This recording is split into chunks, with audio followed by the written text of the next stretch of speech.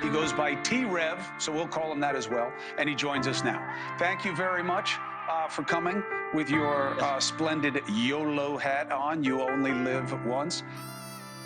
I count my blessings for the days when I was down and losing faith. They made me patient. All I can say is thank you. I really wouldn't be the same if I ain't gone through all the pain. Look what it made me. All I can say is thank you. What is going on, ladies and gentlemen? Rev Gang family. This is your host, T-REV 757, as always. And we are going to be jumping into the 1-year documentary just here on my channel in general, and what I want to discuss here. November 13th, 2022, that 1 year is coming very fast. In the next 10 days, that will be here. My heart goes out to the victims and their families. I will forever pray for them, and I will forever be rooting for them in this case in general. Is Bryan Christopher Kohberger the boogeyman? Or is he just another innocent person? Well, let's go ahead and dive into it and get into these details now. In the small university town of Moscow, Idaho, a massacre of 4 college students in the middle of the night so horrific, the coroner is still processing what she saw. They'll be looking under fingernails. They'll be doing all sorts of different exams. It was very, very traumatic. The 4 students and close friends found dead inside this home. An autopsy is pending, but police say an edged weapon like a knife was used in what they call a targeted attack. The friends seen together in this picture posted just hours before their murders. Ethan Chapin, a triplet from Washington, majoring in sport and tourism management in his freshman year, featured in a loving post written by another victim, Xana Kernodle, who wrote, "Life is so much better with you in it. Love you." Xana was a junior majoring in marketing and worked as a server at a local restaurant with victim Madison Mogan, a senior in marketing. And Kaylee Goncalves, a senior whose family said was the ultimate go-getter and adventurer, tonight heartbroken by the news. Investigators releasing few details, while the mayor telling the New York Times it may have been a crime of passion. Every little noise, I was like, is someone in the house? Like, I don't know. And it was just scary. Like, it's all just shocking. Now a grieving college town waiting for answers about a murder scene too horrific to believe. Now, when it comes to a suspect or a motive, at this point, police have only said that they do not have anyone in custody, but they have reason to believe that this was an isolated incident, a targeted attack, and at this point, they do not think that there is any imminent threat to the public at large. And you guys have said repeatedly that there's no threat to the public, but we don't know who the suspect is, we don't know where he's at. How is there no threat to the public at this point? Well, that's kind of an unknown. Like I said, we took the information that we had at the time, but we do need to be aware the individual is still out there, right? We need to be vigilant. We need to watch out for our neighbors. We're a community policing community. We've said that for years, and it's a community that watches out for each other. We need to continue to do that until we can close this off and make an arrest. The mayor's called it a crime of passion. Is there any indication that that's true? We're looking into every aspect of this. I'm not going to stipulate whether it's one thing or another. We're going to continue to investigate, and evidence will get that. So Again, November 13th, 2022, nobody expected somebody to, do what they did. I don't think that this town was prepared for the aftermath and what is going to happen from November 13th, 2022 to present day. This is one of the biggest cases that I've ever seen in history. I've had people calling me from South Africa, Bangladesh. I mean, so many different countries that we've talked to so many different people that their heart is filled with love for these 4 victims, for Ethan Chapin, Madison Mogan, Kaylee Goncalves, Xana Kernodle. These 4 young victims are loved by the nation, by many, and thousands of people on my channel, including myself. Now, this case didn't only grab us by the heart, but we sat for over 300 hours here on my channel, taking phone calls, debating about the case, reading different paperwork drops that were being dumped, all different type of, finds, deep dives. That's what we were doing here in the Rev Gang community. Now, I know a lot of you are here with me right now and you're looking and you're like, yeah, Rev's right. We did go through that. Man, it's been a ride. Here's what we've determined so far. On the evening of November 12th, Kaylee Goncalves and Madison Morgan were at a local bar and were later at a food truck in downtown Moscow. They arrived home at approximately 1:45 a.m. on the morning of November 13th. Ethan Chapin and Xana Kernodle were at the Sigma Chi house before also arriving home at approximately 1:45 a.m. Two surviving roommates were also out in the community, and they returned home at approximately 1 a.m. and did not wake up until later that morning. On the morning of November 13th, at 11:58 a.m., a 911 call was placed to the Whitcomb Dispatch Center reporting an unconscious person. The call originated from inside the residence and was made from the phone of one of the surviving roommates. The Latah County coroners conducted autopsies, and detectives have been provided with the results of those autopsies. We know that the autopsies confirmed the identity of the 4 victims, determined the cause and manner of death as homicide by stabbing, and determined that it was likely all 4 victims were asleep during the attack. Some of the victims had defensive wounds, and each victim was stabbed multiple times. What I find messed up about this is that they are telling the public that it was a targeted attack, there's defensive wounds, but you guys have nothing to worry about. This was just completely a targeted attack, and they were focused on these victims, but you guys are all safe. Go home and sleep well. Now, Chief Fry does say, be vigilant, and so does this guy. But at the same time, it's the wrong thing to tell a community that just seen 2 20-year-olds and 2 21-year-olds lose their life in their comfort of their own home. No, it's a targeted attack. There is something to worry about if there is somebody on the loose that is taking people's lives. I'm sorry. I think the police messed up there, and I think they know they messed up there. Should we, bash them for the rest of this time for it? No. I think that they'll make it right here with the prosecution and going through and making sure they do their due diligence to make sure that Bryan Christopher Kohberger is the right person. Now, there is talks of this, there's 3 DNA profiles, 2 inside, 1 outside on the glove. Will that be a problem in this case? Will the defense find room in the jury's heart to convince them that Bryan Christopher Kohberger was framed for murder? Quadruple homicide at that. I don't know. But hey, folks, let's jump back into a few things that we went through here on my channel when it comes to covering this case. We've gotten all different types of speculation and people that have called in. I talked about it a little bit earlier. Let's go ahead and dive into some of that now. 219-885-9693. What up? Call from 2 Foot Fred. Hey, you're live. What's up? What's going on? Hey, what's up, T-REV? This is 2 Foot Fred.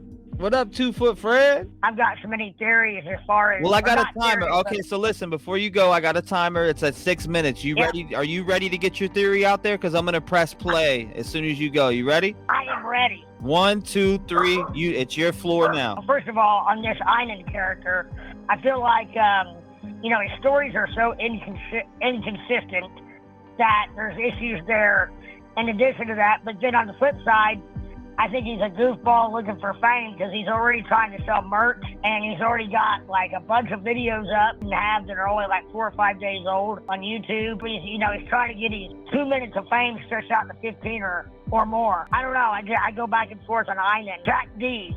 I did not think I was more of a jackass person until things started lining up as far as, the more I thought about the dog, and I know I won't dwell on the dog, but whoever has done this. Yo, what's going on, man? You live. Hey, what's your theory? What's your thoughts on the case? You want to ask me any questions or any? Go ahead. Ready? 1, 2, 3. First of all, I love your show. Keep it going. So do you remember a while back when they said they weren't sure if the house was targeted or the students were targeted? Yes, sir. I was so confused when they said that. And then when that body cam video came out of like all the partying they were doing and all the noise complaints that were happening, that really clicked with me when I went back to think about when they were like, the house might have been targeted. So my theory is that it's not someone super close in their circle, because they probably would have been caught already, but it is someone that's familiar with the house. So I think it's somebody that kind of lived near there and kind of was pissed off about like all the partying they were doing, and maybe like, you know, was jealous, you know, maybe was attracted to the girls, and then maybe was, you know, familiar with the area, obviously familiar with the house. Thank you. God bless you. Shout out to her, man. If you want to call in 219-885-9693, man.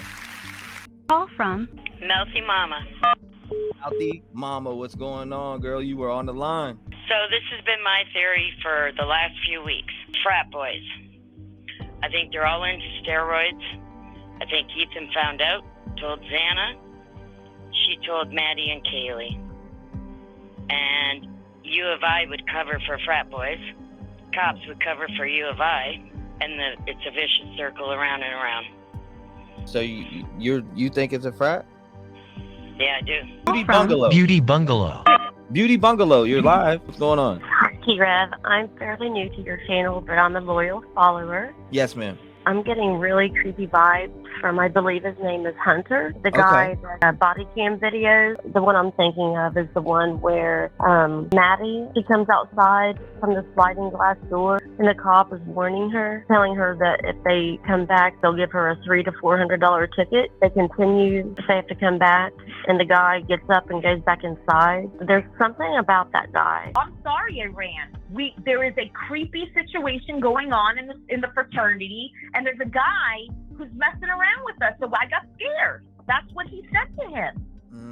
And I think we got to go back and focus a little bit more on this creepy ass Bones and Thugs fraternity and sorority thing. That's just my opinion, just to give Jack a rest, because, you know, at the end of the day, we don't know. And, you know, we don't want to push someone over the edge, and we also don't want to ruin his life. And believe me, when they find the killer, it'll be fine, but this is a lot of residue that's going to be left over. And I think we're just got to focus a little bit more on this sorority and fraternity, and that's just my opinion. I think we should just focus a little bit, get off a little Jack a little bit, because we are getting so crazy on it. And you know what? She has a point. We were getting crazy on it. At this time, last year, coming up on November 13th, 2022, a little bit of time after that, I had 3,000 to 4,000 people in my chat daily for 8 hours a day, calling around the clock. You just heard some of the calls because I just played them back. You know, I also ran a vote poll, and it would tally up at the end of the day. Who do you allegedly think did this? Jack D was at 90% for 3 weeks straight on my channel. Over 3,000 to 7,000 to sometimes 10,000 votes, lingering at 90% on Jack D. Yeah, that happened here on this channel, Rev Gang family. I'm going over some of the history here because this is the 1-year anniversary. I cannot believe that we have reached this point, and to think that we almost had went to trial already and it only be hitting a year right now is absolutely insane. There's a lot more that happened on the channel. We've gotten some weird calls here, and I want to, you know, have a conversation about that next. One night, I'm sitting here and I get a phone call, and it starts like this. Call from Dave. Hey, what's up, Dave? You live? Hey, what's up, man? Is this T-REV? Yes, sir. What's going on? Not much, man. I found you today. I watched your live earlier this afternoon and been watching this one. And the thing that strikes me kind of weird about all this is that I live in a college town, and I've worked with probably at least 10 Sigma Chi members. And, you know, the one thing that every single one of them I feel like has asked me is, if you were going to kill somebody, how would you get away with it? And I just wonder if maybe this is nothing more than some kid in a fraternity trying to prove himself. And that was it. And as this call went on, as you guys could tell, I could spot that this guy was bullshitting. Anybody knows that when you're talking to somebody and you can tell that they're bullshitting or they're just not being genuine, it sounds like this. You could say I'm passing judgment. You could say I'm not passing judgment. This caller that called into the show weirded out the whole entire chat, and if you go back to the stream and check it out, you'll see. Now, what I wanted to dive into is that people had put out this narrative that I said that it was Bryan Kohberger. Now, because his friend Casey Arntz came out and said, that's Bryan Kohberger that called into this podcast. If his friend is saying that, that's known him for all these years, I have to believe that it's Bryan Christopher Kohberger. Come to find out, after the fact, I gave the information to Hidden True Crime, which is two YouTubers, married. They are a married couple, and they do this together. They ended up finding this guy allegedly, and he went on to their live and bashed me, saying that I was a piece of shit, but yet I wanted to clear your name. So who really is the piece of shit? Because the world was looking at this guy as possibly being, allegedly, the killer of the Idaho 4. So who was the real asshole? Moving on. It's time we make an important phone call here. Somebody who has been important to the Rev Gang family and a very big voice for Xana Kernodle. If you don't know who he is, you're about to know now. Coach Todd was very close with Xana Kernodle. Xana Kernodle and Sydney, Coach Todd's daughter, they were best friends. This is somebody who stayed the night at their house, who was like a daughter to Coach Todd. We are going to jump into the interview and the phone call with Coach Todd right now. You know, when did you meet Xana Kernodle? 2012-ish, somewhere in that ballpark. She came into our gym, and she'd been had been begging her father for a long time to get into gymnastics. She was teaching herself. I think she probably saw one of the Olympics in one of the previous years and just fell in love with the sport. She came into the gym and she already had really mad skills, really good tumbling skills. She was already really flexible. Her amazing personality just made everybody quickly adore her. We all fell in love with her. Her dad was single at the time, was raising two daughters.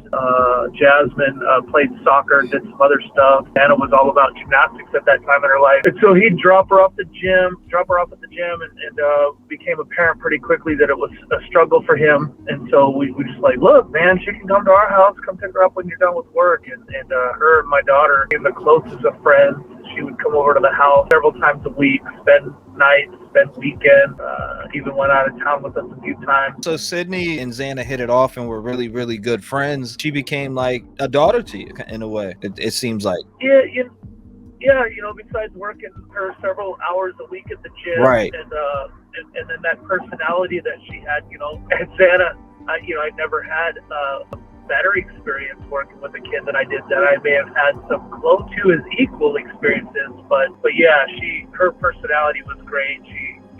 She loved the sport so much that it wasn't hard to get her motivated. It wasn't hard to get her to work hard. Some kids come because their parents want to live vicariously through them. Right. That wasn't Xana. Xana wanted to be there, and so she was a joy to work with. So, yeah, and so she was a lot of fun there. And then because she was so close to Sydney, she was at our house all the time, and she was fun there too. They were always doing the craziest stuff, practical jokes around the house. Anyway, they always had us in stitches. Xana was always coming up with something crazy, and Sydney was right there with her, and the two of them.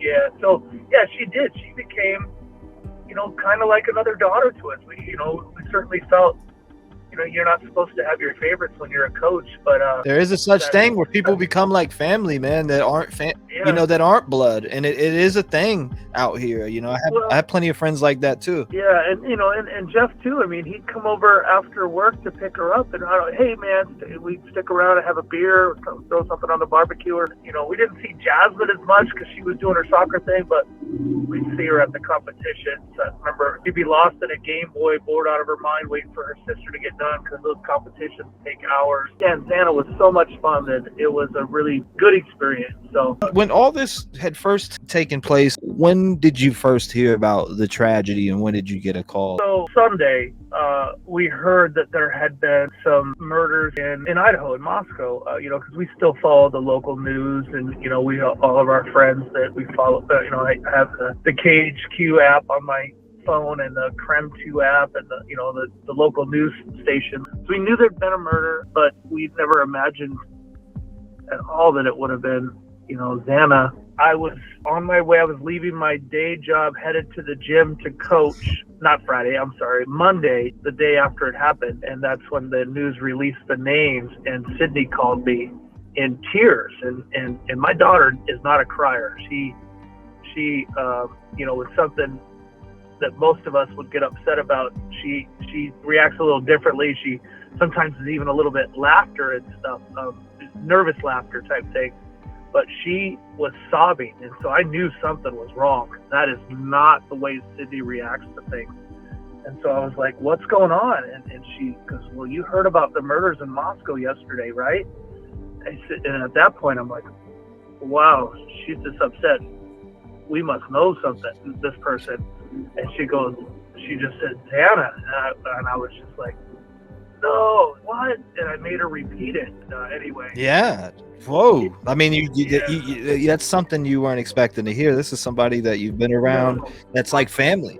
So to hear that, it was shocking. When I got to the gym, I went and found Sydney, and we both kind of just tried to get away from the students, and we both just kind of broke down. And my wife too was struggling. It was one of the hardest nights of our life. We just couldn't believe it. The processing of it just.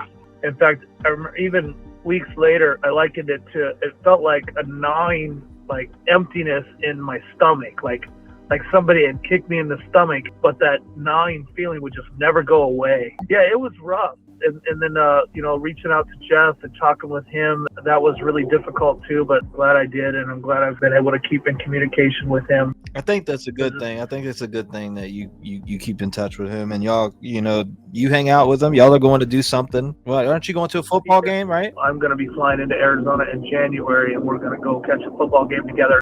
Spend about 5 days together. I think about how tough it was for me and Sydney and Tammy. Well, it had to be so much more so for Jeff and for Jasmine. The last 48-hour episode that he was on, when I seen him and I seen Jazzy on there, it warmed my heart to see him come out and he spoke. And we were listening. And I'm glad he's finally doing that kind of stuff because, Jeff, the definition of an introvert, he always enjoys himself in a crowd of people. He'll listen and laugh, but he's never the one to put himself in the middle of that. And so, I've been worried about it because not expressing that kind of stuff, the feelings and that, which is just not him. Holding it in. It's not good for somebody, right? It's just not good for somebody to hold those emotions in. And so I was, when I heard him say, can't do a damn thing about it, and expressing himself, I'm like, yeah, that's got to be in some ways a little bit therapeutic. At least I hope so. And anyway, so because even when I've talked to him, we've talked, about the things that that he's been proud of about Xana. We've shared some memories, but as far as his feelings about everything that's transpired, I don't push him on that, and I've offered and said, hey, if you ever want to talk to anybody, please. But I don't push him on that because I just know that's not really his cup of tea. Whereas me, man, I'll sit down and tell anybody anything they ever want to know. People are wired differently. But anyway, I'm glad he was finally expressing himself. I know that wasn't easy for him. And yeah, I'm looking forward to spending some time with him in about a month and a half. That's gonna be a very good time. And now I want to take out this time to tell the audience what you are doing in memory of Xana Kernodle, which a lot of people that are going to listen to this are going to say, oh, well, I know about that because they've been here. But there's going to be people that watch this that haven't been here, that haven't seen that are first time listeners. So, I just want you to tell people about the program that you got going on in Xana Kernodle's memory, and, what we've already been able to accomplish and would like to accomplish more, and send tons of kids off to be able to compete in Xana Kernodle's memory. I think it is a very good thing. I think that it's something that can grow into something that's absolutely, it could get bigger than what it is now. I can see a lot of people supporting these kids and putting these kids to compete in her memory, and to be able to do that in Xana Kernodle's memory is something to me that is beautiful. A lot of victims lose their lives and there's nothing, they're forgot about. And I feel like that it's important that these, victims in general are never forgot about, and that their memory is always kept alive. So yeah, let's tell people about what you have going on in Xana Kernodle's memory. Okay, well, we've done a thing we did was when her family, Sheldon, her cousin, with the blessing of Jeff and Jasmine, set up a scholarship endowment through the University of Idaho to help kids further their education in Xana's name. So we did a bunch of fundraising to support that, a few $1,000s to that fund. But then Harmony with Xanapalooza, Jasmine and Jeff had reached out and said, hey, that fund has gotten a lot of donations, a lot of money. We want, because Xana loves gymnastics so much, we want to do something gymnastics related. So we changed our fundraising effort into a scholarship for a gymnast. And then we also, on top of that, also have an award. Because again, Xana, she was such a charismatic kid that all of her teammates loved her. She was so talented. That's not often common to have those two things. Sometimes the more talented kids have people that are jealous kind of behind the scenes, right, creating some issues. Well, Xana, never had that because she genuinely loved her teammates so much and was so charismatic that her teammates were so drawn to her that she was really inspirational. And I never, before or since Xana, ever coached a more closely knit team. So we have put together an award that we're going to give out every year. We've already given it out once, but we're going to give it out every year at our award ceremony to the most inspirational gymnast, and it's going to be the Xana Kernodle Inspirational Award. And we gave it out last year to a young lady who, despite some fears that she had, she still talked to her coaches and worked hard to accomplish her goals despite those, and was always encouraging to her teammates. So she was the first winner of that award, and then we're going to give out another one at every award ceremony after every season. And then, but what we're doing for the first time this year, and that all started at Xanapalooza on Xana's birthday in conjunction with the Rev Gang helping us with that fundraising effort. We raised like over $3,000 in just like a week's time. We have sponsored through the Xana Kernodle Gymnastics Scholarship Endowment Journey to be the first award winner, and her entire season of competition has been paid for by that fundraising effort. And so she's a very talented young lady, but she's being raised by a single mom. So much like Xana was being raised by a single parent, she is too. And but mom was struggling financially. She was working in the gym a couple times a month, cleaning the gym to cover Journey's tuition as well as Journey's little sister's tuition, and then but just wasn't going to be able to afford, to travel to Tennessee, to travel, to Georgia, to travel to some of the different areas that we go for competitions. And that's just the traveling aspect. Then there's the fees to get into the competition. There's the uniform fees. There's all the, it was not going to be something that Journey was going to be able to do through no fault of her own. And she's a hardworking, again, much like Xana, very charismatic, fun-loving kid. You walk in the gym, she comes and finds you and is happy to see you, gives you a big hug. And she's just a great kid, and she deserves to compete as much as any kid whose parents have the means to put them through that. So, thanks to the Rev Gang family and other fundraising efforts, she is going to compete this year for the first time. And so, yeah, that's it.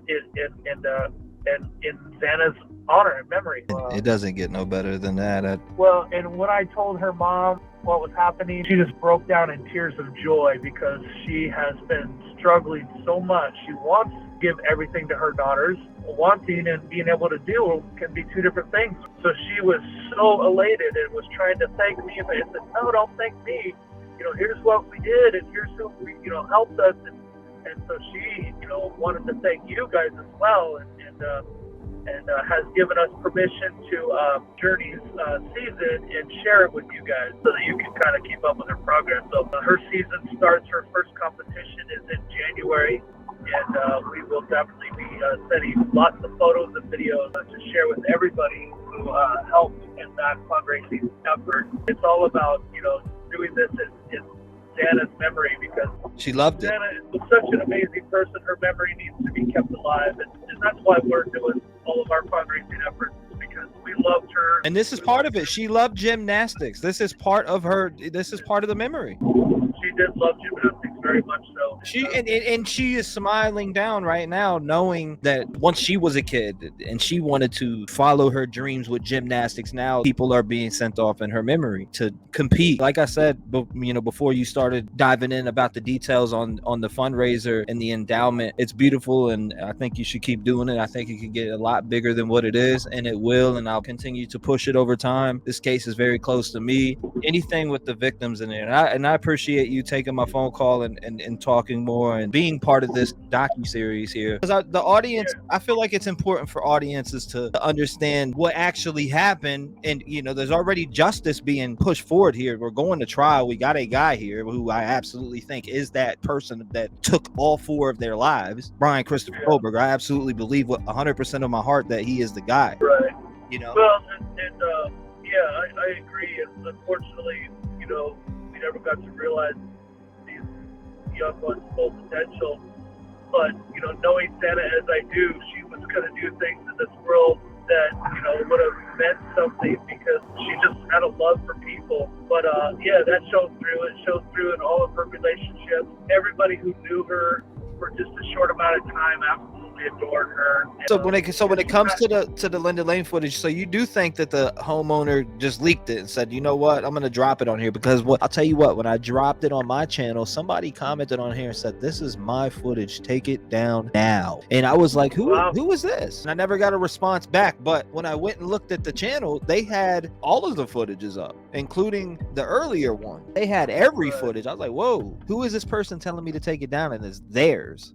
It was a weird YouTube name. I don't remember the YouTube name, but they had every single video up, and it barely had any views, or nobody even barely seen it. So I was kind of confused. I was like, is it really this person's footage? Is this the person's footage in their house and their YouTube name, and they uploaded it? Or did somebody buy this footage from them and upload it? JLR went out there and took video of all the cameras around the area to correspond with that same spot. We have been deep into the Idaho 4 case on my channel for a while. Again, we've been deep into it, and hopefully you guys are enjoying the documentary right now. And I kind of built this documentary as I'm going, just based off of the things that I've went through on my channel and the information that we covered on my channel in general, the Rev Gang family. It's been a very, very, very intense journey with this Idaho 4 case. This is, one of the most insane cases I've ever covered. Like I was just telling Coach Todd on the phone, I think that the Xander Kernodle endowment, like just into gymnastics and her talent and love to want to do gymnastics and get up and compete. And now that we have helped Journey go on her journey, and you heard Todd talk about how he is going to, keep us informed on that journey, as he already has, sent videos and pictures and different things of what you guys have done. And for the fact that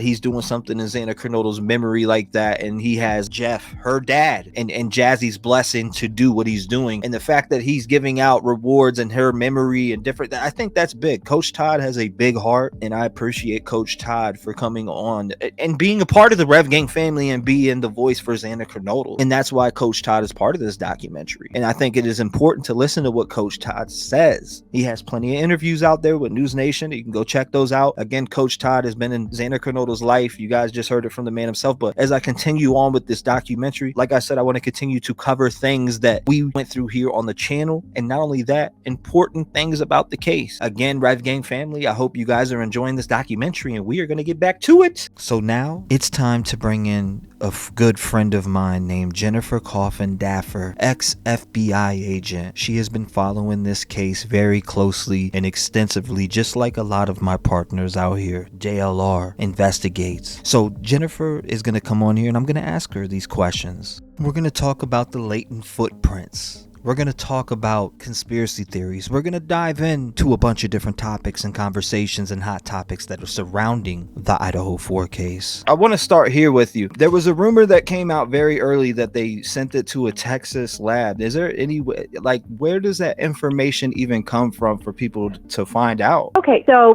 essentially what happens is a lot of the local crime labs, they use other private crime labs. This isn't anything unusual at all, because different labs have different technologies and they have different level of expertise.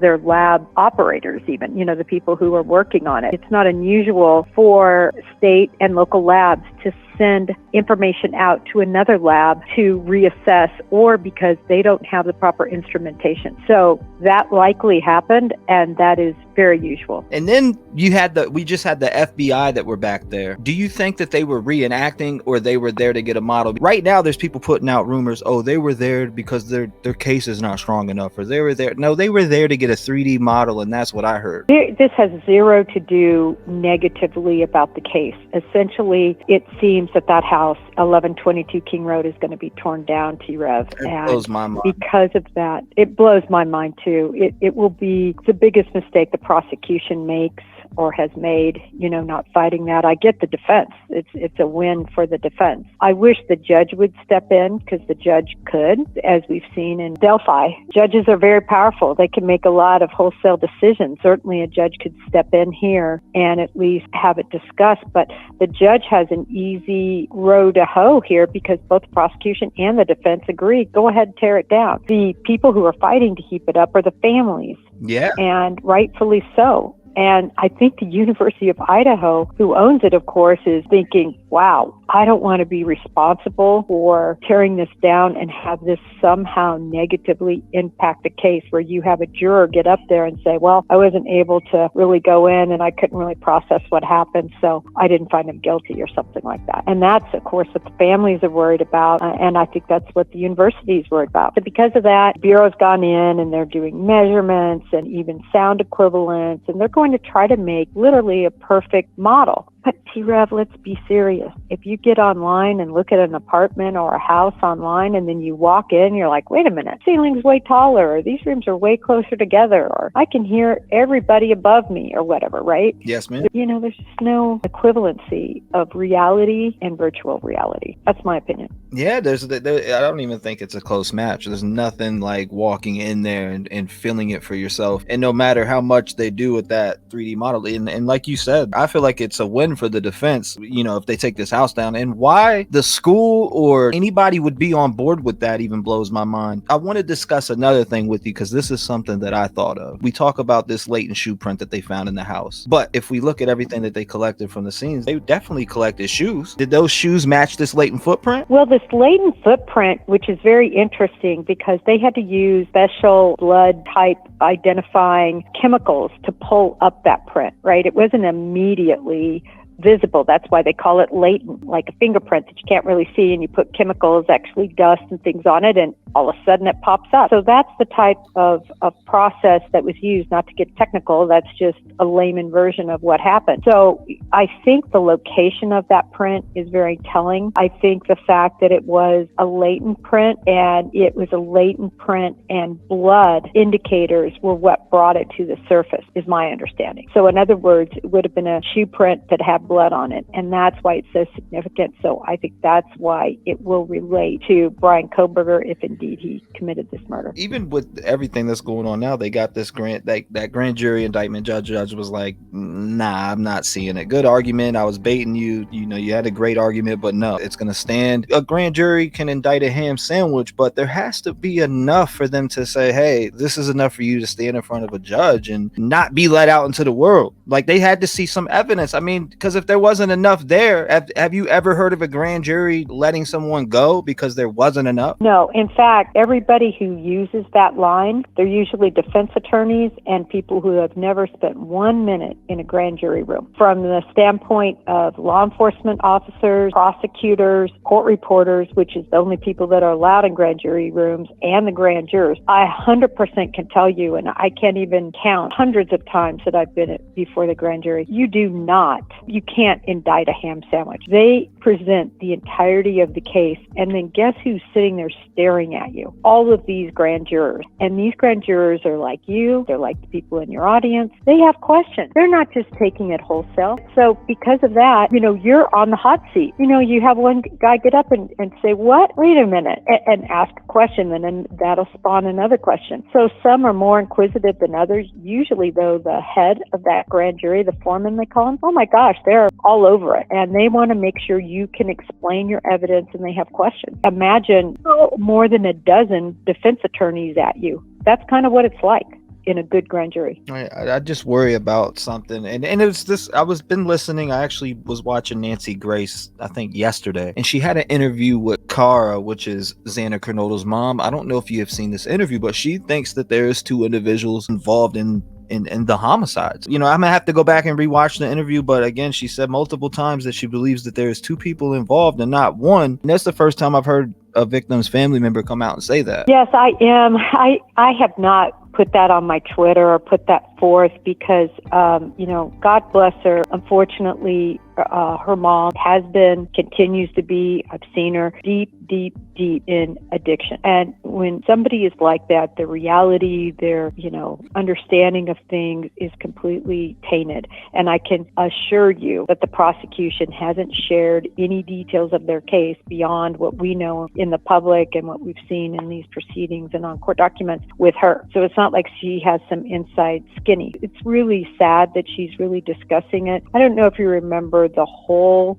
ordeal concerning the conflict of interest that really swarmed around her, but actually also involved the Mogans. I believe this has to do with the lawyer process or Ann Taylor, right? Isn't Ann Taylor in the mix in this? Yeah, Ann Taylor's in the mix because the public defender's office is in the mix. And this was something I really strongly talked about. And, the lawyers went round and round about. Half the lawyers agreed it was a clear conflict of interest. And so I would say more than half, probably 3/4, and then a quarter said no. And then the judge ultimately said no because Ann Taylor had an in-camera hearing where the judge asked her specifically, had you had, one-on-one contact with Xana Kernodle's mom? You're written in here as representing her. Well, she was written in the documents that way because she's the head of the public defender's office, so her name's on a lot of documents that she was an intimate part of the case with. This is my problem. This is my problem with it. And I've always said I'm speaking from the federal vantage point. And this was something that could have never happened in a federal process. Because if a federal public defender's office represents a defendant in a case, and so, from my background, we would indict 48, 50 people.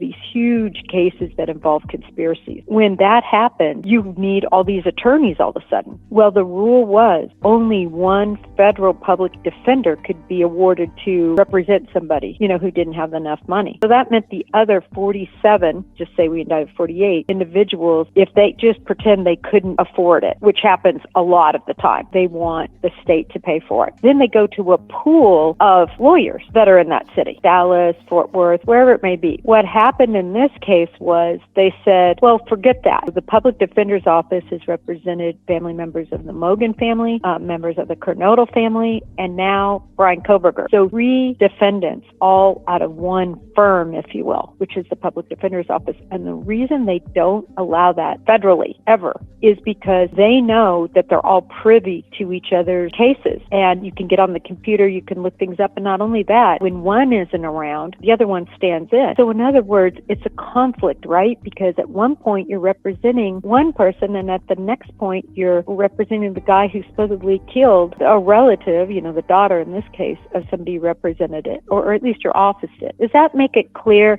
at least the standpoint of people that stand behind that? And I think it will come up in appeal no matter what happens. It was kind of dropped after the judge said, listen, I'm going to let this go forward, but it'll be an appeal issue. That's what I believe. I find it interesting that somebody is representing this guy who's already knows some of the family history of people who were victims, honestly. Yeah, I mean, it's really a case of common sense. I think you could talk to 90% of the people and just say, hey, listen, if your daughter was murdered, would you want your former lawyer's office and their partners to represent the guy accused of the murder? And I can tell you my answer is no. I want fresh eyes. I don't want anybody to be privy to all our family stuff. No, that's just my opinion. I want to take it back to the beginning with you because now there's been a few people in my chats for the last couple days, right? And they've been saying, I can't wait to see the interrogation video from Bryan Kohberger. I'm like, what interrogation video? As far as I know, he wanted a lawyer right away. So what interrogation video are people even asking about? Because I haven't seen anything about this interrogation video. Well, there was clearly an initial interrogation, if you want to call it that, where they sat down with him and he was going to, they were going to be able to interview him. Whether that's recorded or not, I doubt it. We'll see. I mean, the Bureau doesn't have a policy on that. It's working into the process. Like the Bureau doesn't wear body-worn cameras wholesale. In other words, like the locals do. We don't record interviews, although that was starting to process in when I was actually leaving back in 2016. The state officials may or may not have those policies, so I wouldn't necessarily look for like a recording. It's possible, but I would say it's a 50-50 wager. But as they were beginning their interview process, which typically I can tell you if it was an FBI agent that was in charge of this interview, the whole first part of it is building rapport. So it's sitting down, jabbering, talking about all sorts of things, nothing to do with the case, certainly Mirandizing them, reading through it, having them read it aloud to you, whatever they choose. So you it's like a warm-up before the ball game. So the warm-up before the ball game, I think, happened. At the time of the ball game, I don't know if they got into it much at all, except for maybe a couple questions, because they said that he requested counsel. And the rule is the minute somebody says, now they can ask a question like, should I have an attorney? And then you can answer that. Well, that's up to you. Let me know if you want one and we'll stop the interview. But if they say these words, I want an attorney, it's shut down immediately. Or else you're doing something illegal. Now, yesterday I was actually seeing something. The Goncalves family was very pissed off. Let's just say it. They were pissed off about Bryan Kohberger being able to wear a suit in the courtroom like he's selling houses. They expressed their frustrations on that. It touches me too.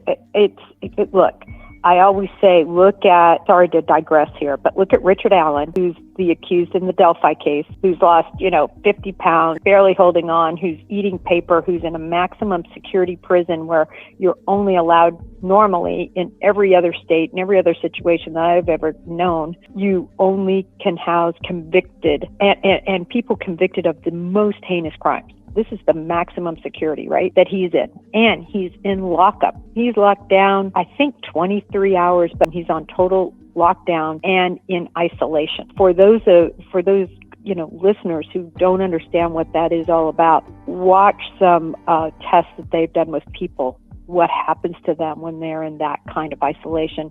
There's all sorts of tests that they've done with animals and primates. It is complete torture to put a human in a cell with no interaction, no touching, it's really torture. And the people that he's around in that environment are much more dangerous than at a county lockup where you got the drunks, you have the, drunk drivers. That's what county jails are for. They're the lesser of offenders. So you have that with Richard Allen. He's shackled. He's chained. In other words, not only leg shackles, but he has the chain from the shackles on the leg up to the arm. I understand. They have him not only in a beautiful suit. By the way, there's no jury there, so there's no reason this has to be followed. Whenever you're in trial, you should be able to wear a suit. You want to look presentable. You don't want to look like a murderer. And if you're in chains and you're in an orange jumpsuit, some people will just visually equate that with guilty. Makes sense when a jury's around to let them have a chance to be judged innocently. They're not doing this for the people judging them. They're doing this for the public eye. And not only, T-REV, is he allowed to dress like he's going to a church choir. He's groomed. His hair has the gel on it, cut and manicured. Look at his eyebrows. They're going with the concept, if the eyebrows don't fit, you must acquit. Because they've trimmed those suckers way down. Oh my God. Well, yeah, that reminds me, Jennifer, we watched the video yesterday. I watched a certified licensed body language expert. I don't know if you know this guy. I forget the name of the channel, but it was just sent to me yesterday. We watched it live and he said, BK, on his last court date about the dismissal of the grand jury, etc., like when he watched the video and analyzed that, he said Bryan Kohberger's body language is confident. He is. Oh, I wondered if you were going to say that, because that's what I think. Yep. He's confident. Holding his hands in that, arched way, leaning forward, smiling. I don't know if he mentioned any of that. You're right on point. You can tell, and I will say, you know, you go to classes about this, and you go to school for hours and hours, and you learn about the things to look for. And that is exactly how he portrays from the minute he walks into that courtroom, shoulders back, very confident, almost arrogant. I don't know, he can be arrogant in his seat, but he seems that way. The body language expert said he's confident of his lawyer's argument, is what he was saying, like the way that his hands were. He didn't talk about the jaw clenching, because a lot of people asking, what about the jaw clenching? Nobody ever mentions the jaw clenching that he does. I don't know if that's just natural or he's nervous. So he's been doing the jaw clenching for some time, not just that hearing. I think I've seen that on multiple different hearings. Of course, they're not supposed to focus in on him, right? But the little times we get to see him, or when people report from being in that courtroom, people report that. I think it's an intensity. Sometimes it can be. We don't know with him if that's a habit that he's picked up. You know, we all have these little habits, like some people bounce their knees, some people, you know, clench their toes, you know, in their shoes, or, you know, everybody has their little idiosyncrasies. So maybe clenching his jaw is one of his. Without knowing that background, I don't know how significant it is. I seen an expert yesterday say that BK should fire his whole entire team because they are in bed with that whole entire courthouse. An expert that was like, I'm trying to remember what his name was. He's a defense attorney, a really good one. And he said, if I was Bryan Kohberger, I'd fire my whole entire team because they are in bed with that courthouse. Well, you know, he has a good point. This is Latah County. This is so small that these people go to cocktail parties together. They go to end-year things together. It's very, you know, they're all from in and around there. And not to mention the fact that Idaho is small to begin with. You know, it's not like it's a metropolis. Because of that, of course, these individuals know each other, and their wives know each other, and cousins. And so it's like in the Murdaugh case, right? You know, we've come to find out how close all of those people were in the Low Country.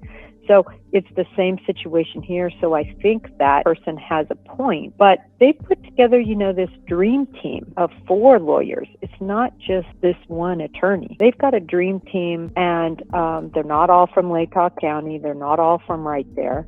And so I don't really think his point is true. Look, they're fighting robustly. Anybody could look at this and say, wow. Now, the one thing I thought they did a really bad job with, 2 things. I thought it was a waste of money. All that they did to show that the media was, you know, an issue, and that the media was encroaching on, you know, possible jury pool issues.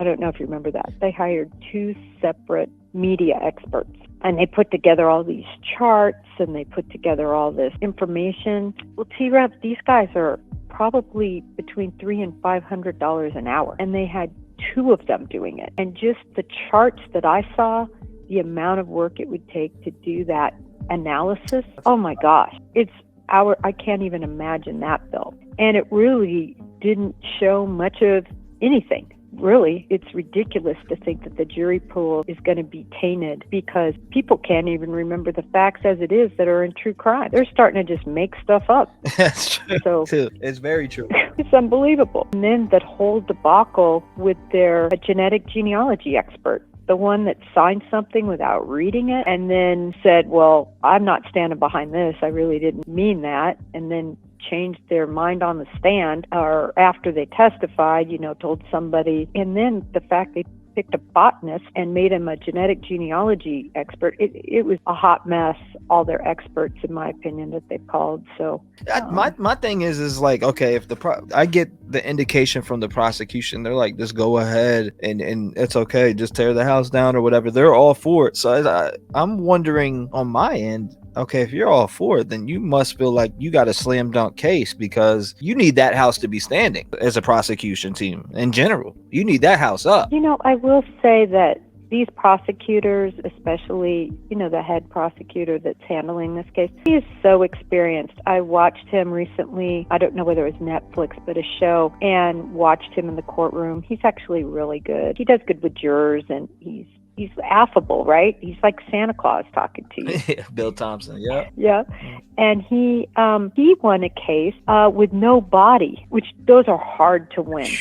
no body prosecution. And so I watched that documentary and I felt so much better. So I will say that I think so often the people in the public really do not give the credit that is not only deserved but has been earned by these people who have been there 30 years prosecuting cases. They've made hundreds of mistakes they could learn from, and their game is pretty good at this point. And I think they have such a rock solid case. You never know when one juror is going to be upset that it's torn down and they can't go back and they get stuck on that. And they're saying they're putting it off for the semester, but what's the chances that the families rally together and possibly, get it pushed off more? Is that a possibility? If this were my son or daughter that died, I would be rallying together and I would buy that house. I literally would. I would buy it from the university so it wouldn't be in their control anymore, and then sell it back if it need be. But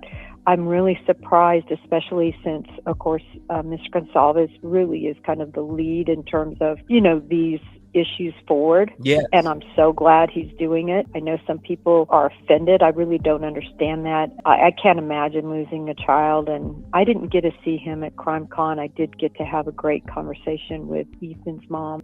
Yeah, I seen her speech. That one broke me down.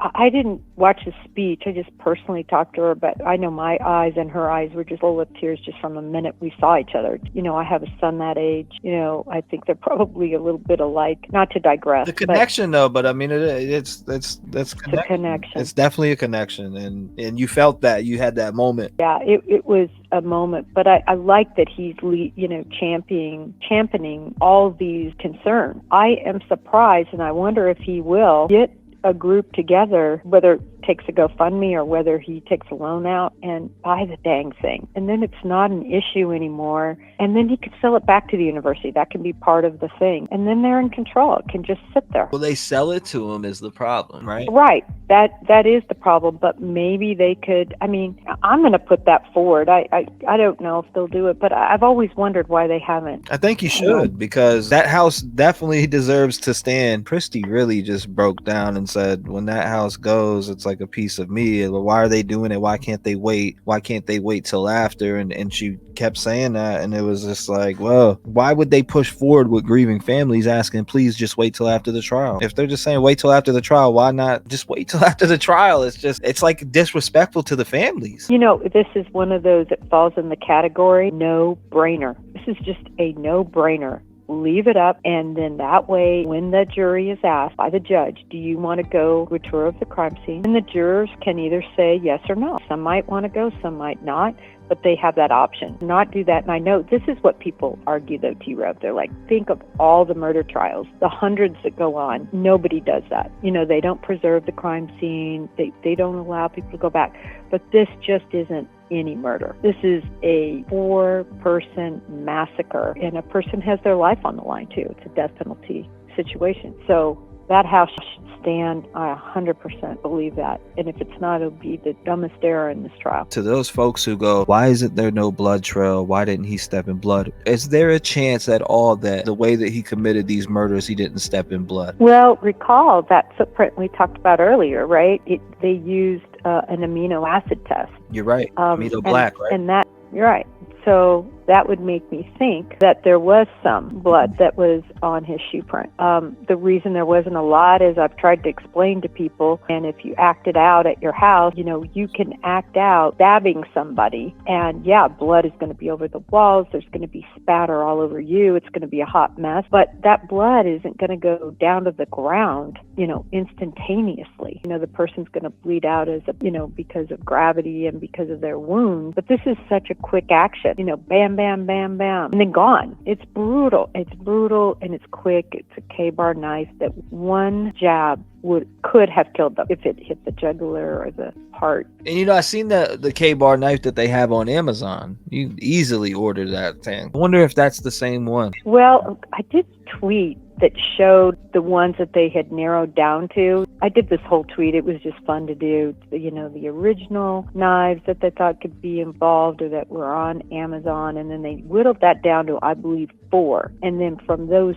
4, they subpoenaed all that information. But I think at this point, they have a direct connect, I believe, between the K-Bar knife purchase and Bryan Kohberger. That's what I believe. I wonder if Bryan Kohberger is going to try to use that knife to his advantage if he does have it hidden somewhere. Have you ever heard of anything happening like that? Because I've thought about that. Him using this knife as a puzzle piece in his own trial. Oh, it happens all the time.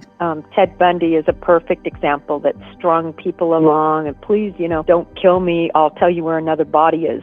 Don't kill me. I'll tell you more details about another crime. It's believed he killed over 100 people, but at some point investigators said, all right, it's enough. We're done. You're going to be put to death. It's part of their power trip. As you know, BTK provided all sorts of information about the crimes he committed from A to Z proudly. I mean, I watch those every once in a while. It's a little morbid, but BTK, right? You said BTK. Christy said, that's right. Christy and Steve, or actually Steve said this. He said, I do not want him in a jail helping people like BTK did. Brian Enton asked him if, what if they came back and said, hey, he was willing to plead to life. And he was like, he didn't want him to be in a place where he could help people get, financial help in jail like BTK did.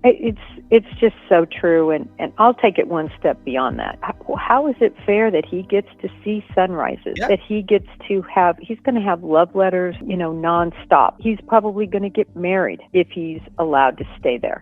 He has people who think right now the sun rises and sets on him and that he's innocent and all this. Why should he get to read love letters? Why should he get to have a steak or his vegan diet? Sorry, he won't eat steak. You know what I mean? And some girls going to be filling that commissary up. I'm sure they are. I'm quite positive. I've heard things go through the attorney, but then the attorney decides what goes to him. But nevertheless, that's what you're looking at. To me, as a parent, if somebody took my daughter's life, like, Kaylee's was taken, I wouldn't want him in a suit. I wouldn't want him with trimmed eyebrows. I wouldn't want him anything but shackled, and I would want him to suffer if I believed he committed the crime. And that's the situation. The Goncalves are convinced he committed the crime, and they get to watch how he treated so nicely, and it's got to just kill him. I have a question for you now about something that I've seen a while ago, and it kind of sticks. It's been sticking in my mind for a while with this case, because I think it was Daily Mail had posted that allegedly Bethany had seen a naked man running out of this location, and I'm like, why would they post this? But everybody hit me up with it at the time, but it's still sticking in my head. And then right after that, literally right after they dropped that, that's when the defense was trying to get Bethany to meet up with them. That's exactly when all that happened. I wonder if you've ever heard of the validity to that, or heard if it's true or false, or rumor, because we've heard a lot of rumors in this, and that Texas lab rumor was true. There's been some rumors that are false, but there's rumors that he's Papa Rogers. There's a lot of rumors out there, but this one specifically, I'm curious about. Yeah, I think this would be an important one. First of all, I don't think he would have ever gone out there naked. I truly believe, though, he had like the coveralls on, and underneath he had the, like a thin, tight suit on, right, that you wear, like a nylon tight suit. And I think he was able to completely disrobe, take it all off, have plastic bag there in the pocket. That's what I would do. And then shed it all and go to the car with that trash bag, have my trunk or my back seat, whatever it was, protected with plastic, and put it back there, and then clean and dispose of that. I would probably, personally, I would bury it. I wouldn't burn it. I would probably bury it somewhere so far out that I had previously surveilled. And what about the chance of him having a burner phone GPSing him around traveling while he had his real phone off? What's the chances of him having a burner phone and burning that with the evidence and stuff that he left with? Because I feel like he did plan this out to the degree of even the drop of bloods in his vehicle. Like, he was thinking about everything, because if you look back and all like that, what was that little thing he had up on Reddit, asking criminals about their past, and he really was planning some stuff. And I wouldn't be surprised if killed before, allegedly. Well, I don't know about that. I do believe he committed some sort of crime before. In other words, like burglaries, tested things out. I think he planned this very well. A lot of people say, well, if he's such a genius, how stupid he dropped the sheath, how stupid he used his car, how stupid he had his phone. I always tell people, think of the alternative. You're going to rent a car, you're going to borrow a car, or you're going to steal a car. You have to get there some way. You're going to jog. Now, he was an avid runner, but just think of all those ring cameras that would see him over such mileage, right? Right. And you'd be bloody and all the other things. So that's not going to work. So you have to have a car. So he was actually brilliant, I think, in the path he took, driving the way he did. It was very difficult, I think, for the FBI to break down what kind of car it was, what the exact year was. All of that was painstaking, right? And it led no trail. In other words, the trail could go back to him, but there wouldn't be a rental car company that he rented it from for it to go back, for it to definitely connect him. Now, if he bought that K-bar knife directly from Amazon, that will be his biggest idiot move. But I will say, he never thought he was going to get caught. Yeah, no, he thought he was going to get it. And you know what? If they didn't collect any DNA off of this sheath, what are the chances Bryan Kohberger is still free right now? I think they're very great. They might have honed in on him because they did have the car. They were looking at Pullman, for the Elantra that was registered there. They were narrowing down some things. Obviously, the digital information from the phone, the geofencing, all of that would have had decent circumstantial. But without that DNA, people who are non-believers probably won't like this statement, but I said it once on my Twitter. I said, he was there, he murdered him with wrath, and God was watching. And that sheath fell off of his belt and I with DNA on it. I agree with that statement, too. There's a news clip that I have, and it looks just like Bryan Kohberger's white Elantra of him coming back. It's like literally the next day, and you can see a white Elantra fly, go in the background once, turn around, and come back through again while there was a reporter standing with his back turned to the house. You see this white Elantra, it looks just like Kohberger's Elantra. I've zoomed in on it and everything, and I swear it's his vehicle. And it's the day. It is his vehicle. The morning after. It is his vehicle, and they've proven it also with phone evidence, the digital forensic. He did go back there. You know why? He went back for two reasons, I think. He's sitting there watching his television, waiting for that wonderful euphoric feeling, listening about, wanting to hear, oh my God, the police are there, people are... And nothing happened for hours. He's like, what in the world happened? Why aren't they finding those bodies? And by the way, I wonder if I drop my sheath by the car, maybe I can just go snag it. Can you imagine going around the corner? I think this was in 9 o'clock type hour frame. I don't have my notes in front of me, and just saying, wow, the house is dead. No pun intended, but the house is, nothing's happening. He must have just been like, wow, I can't believe this isn't swarming with ambulances and cops and coroners and FBI and everything else. But it would have been, I think he probably looked for a sheath, not getting out of the car, but maybe driving by and just seeing if it might have dropped when he exited. Yeah, because you're right. He had to leave from the house to go back to his vehicle, so he wanted to see if he had dropped it maybe up in there in the grass or whatever. Sounds like you went out the back slider and possibly parked right at those apartments where you were circling around. Now, if you look at that Linda Lane footage, some people don't believe it. I honestly believe the Linda Lane footage. I think it's real because he circles around 3 different times and then does it the 4th time, and the 4th time is around the time that the killings took place. Like literally right around that 4th time. It's like at 4:06 a.m. and it's as if he goes and parks right there at the corner, jumps out, runs into the backslider, and does what he does and gets out. And then you can even hear on the Linda Lane footage, I've enhanced the audio, you can even hear the tires pill out at 4:23 a.m. Wow. Absolutely insane. Well, I think, so much is going to come out at trial. I think the prosecution is so positive about this case. I agree with you. Maybe that's why they don't care about the house. A lot of people argue, well, the furniture isn't there. They've cleaned it up. You're not going to have all the blood spatter for people to see. It's not what it was. It doesn't matter. It's spatially and sound-wise, to a great degree, what it was. What are your thoughts on them going in on Halloween of all dates? Christy is calling him the boogeyman, and y'all are going in there on Halloween. That kind of, I was like, wow. Yeah, it was a bit ironic that it just happened to fall on that date. I can just hear the agents right now kind of joking around about it, going, oh my God, can you believe we're going here on Halloween? Because these are real people that are agents, and believe me, I'm sure that was a discussion, but it worked right with the timing and the order and when everything was approved. So yeah, so they went in. It happened to just fall on that date. IDs being connected to that location. Now, we have talked about that before. You said somebody contacted Cuomo's team and had made that statement. A lot of these rumors are becoming true, Jennifer. A lot of these rumors are becoming true, little by little. they are. There's a saying in the FBI, we always ask the question, have you heard any rumors about whatever, about this drug transaction, about this murder, about this kidnapping? Did you hear any rumors? Because rumors always have a seed of truth. They might not 100% be true, but there's a seed of truth in them. And typically you would take that little seed that you were told, it would lead you in a direction that would glean some evidence that could be helpful, right? In regard to the IDs and in regard to the sheath being purchased from Amazon, just initially about there being DNA, just whatever it is. There's always these little clues. I agree with you. The rumors end up sometimes spinning into at least partial truth. What we were told is that the IDs go back to that house in some way. Not to the kids, but to some way to that house. I don't know what that all means, but I do know if that's true, if there's a connection, that's big. Even if it was connected to the roommates. Yes, if it was, in other words, something that would have been taken as a souvenir. He couldn't have did this in 8 to 10 minutes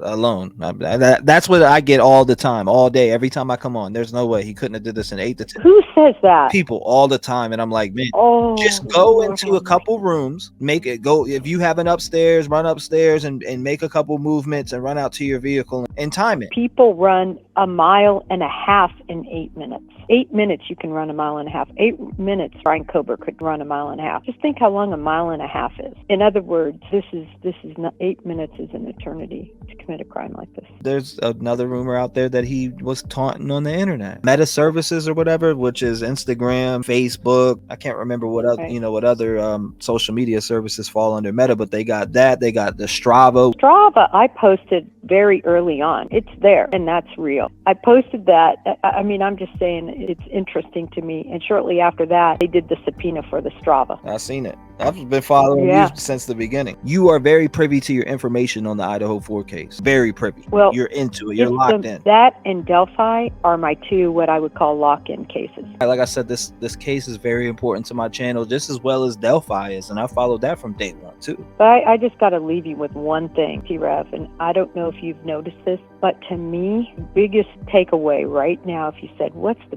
biggest takeaway right now 1 year later? And you know what it is? It's that the same armchair detectives, the same sleuths, the same people that doubted the police and doubted everything, they literally are saying some of the same things that they said a year ago. The same people, the same conspiracies. It's mind-boggling to me that they at least don't digest the known facts. I understand if you want to say, oh, listen, we don't really believe that the cell-powered Tower Pinks can put him exactly, precisely. If you want to argue things like that, people who don't understand how precise this technology is are just clueless. I mean, there's 3 towers there. That's what you need for the triangulation.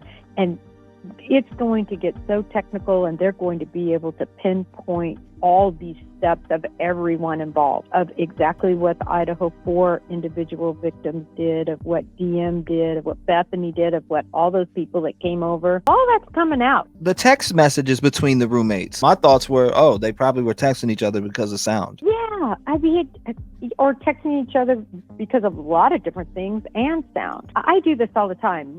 My son is in a bedroom that's upstairs in the back corner, right? So when I'm downstairs, call me lazy. I don't go all the way upstairs, go in his room to say, what do you want for breakfast, or when are you getting up in the morning, or what are we going to do tomorrow, or don't forget church. I text him. I can see these roommates doing that. They're all on 3 different floors. It makes sense to me. Yeah, and you know what they're not saying, Jennifer, is they're not going, well, you know what, they probably texted Xana and Kaylee too, and they're leaving that out. I think that they texted them too. What is that noise? You good? They probably messaged everybody. Social media sleuths are trying to say, see, they were conniving. Okay, if she texted Dylan to talk about this sound, why wouldn't she text Xana or Kaylee about this sound? Or I meant Madison. Why wouldn't she text them either? So she probably did text both of them. If one of them did text each other, maybe they all texted each other. Maybe they all sent messages to each other's phone. Are you all right? What's that sound? What's this noise? Or maybe Maddie and Kaylee were sound asleep. And people, they want to put put blame on the two roommates for the 8-hour gap, people being at the residence before the police, they say. It's like, you know, people are telling the story before the story even comes out. And I get that, you know, I call it cussing and discussing crime. People want to do that. We all do it, right? But where, to me, I draw the line at making horrible accusations at victims. Like, I'm just not going to go there. And in this case, I can't even see anything that leads me to believe that. People want to believe that about Dylan, you know, that somehow she's a part of this. It's absurd. If she were a part of this, she'd be sitting at the Latah County Jail, believe me. These investigators did a good job. They would have been arrested, and they'd be sitting in there right now, and they'd be going down for quadruple murder or helping or whatever, you know, whatever charges they add on. They wouldn't be sitting sky-free. Like I said, I can name them, and I'm not going to call them out because I understand they have zero experience. They have no idea how it works, our processes. So they're looking at stuff and they're trying to figure it out, right? That's who you see time and time again, you know, come up with these nutty conspiracies. I'm going to call them nutty conspiracies because they are. I really, really love your listeners. I really do. You know, as you can see, I really don't go on very many channels at all. And I shy away, but I really do love your channel. So I want to say thank you to Jennifer Coffendorfer for joining us on the 1-year documentary. Thank you so much for being a part of it and giving us your expertise as always. Time to move on. Next, we are going to jump back into this Linda Lane footage because is the Linda Lane footage real? That is a question that we all have. You heard me discuss it with Jennifer. You heard me talk about it earlier in the documentary, but this is something that I want to know. Does it correlate with what the rain cam caught on the corner of 1122 King Road? And obviously, I know that a big topic of discussion in this case is the 8 hours, the 8-hour gap. It's brought up constantly. The 8-hour gap, Rev, the gap. But hey, if they checked Bethany and Dylan's phones and there really is a logical explanation, like I think there is, because if there wasn't, they would be locked up right now, like Jennifer Coffendorfer just said, in a Latah County jail waiting to face quadruple homicide if they were a part of that. And I do agree to that. I'm off the 8 hours. Of course I want an explanation, and we all do. We want to hear what that explanation is, and that's part of the story. And we don't want to go trying to tell the story for everybody before, you know, these people who were there get to say what they heard, saw, seen, if they were woke up, what state they were in. There's a lot that goes into this, ladies and gentlemen, so let's keep that in mind. So this Linda Lane footage just is dropped. Who would drop this Linda Lane footage to try to grab the attention of every sleuth out there in the world? They knew that we would grab this. It was like a bait. And I kind of feel like, and allegedly, everything that you hear in this video is allegedly, I kind of feel like it was a play for one side. And I won't even say my opinion on what side I think it is, but I think they released that footage to try to throw everybody off in the public. And as I'm recording this now, we are now at year 1. My heart goes out to the victims' families, and everybody affected by this tragedy. The Idaho 4, this case has affected my channel majorly. It's impacted my channel majorly. It's impacted my life majorly. The Rev Gang family sends our love to the victims and the victims' families again. This is T-REV, and this is the home of the voice for the voiceless.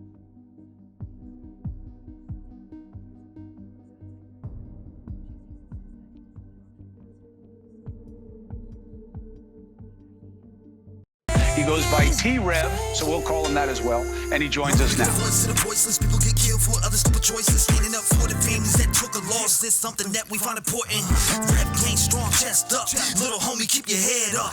You can be whatever you want. Get rid of the fake and it will lead up.